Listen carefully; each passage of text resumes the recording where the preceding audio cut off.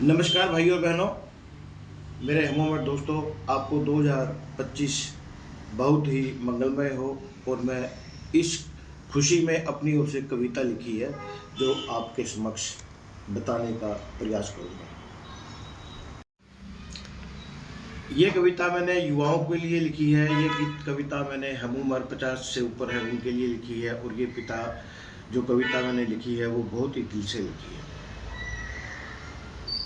जिंदगी के सफर में अकेले चलते जाना, जिंदगी के सफर में अकेले चलते जाना, जब समझ में ना आए तो पीछे मत। कटीले रास्ते, कटीले रास्ते भले ही ना हो खत्म, कटीले रास्ते भले ही ना हो खत्म, मगर रुकने का नाम नहीं लेना। चलते जाना, चलते जाना। और अब कटीले रास्तों के पार करने के बाद तुरंत ही मंजिल वाली है और बहुत ही नज़दीक सामने से आपको दिखाई देने वाली है कि चलते चलते दिखने लगी श्री राधा रानी की बगिया।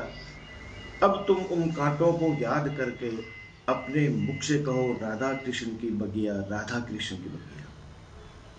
मैं बैठ सोचना, उस बगिया में बैठ सोचना, कौन तुम्हारा अपना था। उस बगिया में बैठ सोचना, किसने तुम्हें रुलाया है। उस बगिया में बैठ सोचना, किसने तुम्हें रुलाया है।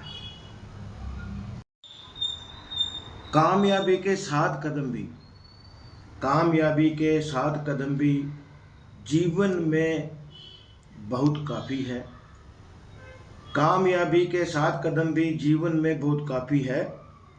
और तुम सुख रखकर उनको दुख सहे, और दी माफ़ी है, और दी माफ़ी है। दर्शकों, दोस्तों, बच्चों, ये जो मैंने कविता लिखी है इसमें मैं आपको 2025 की हार्दिक शुभकामनाएं दे रहा हूँ।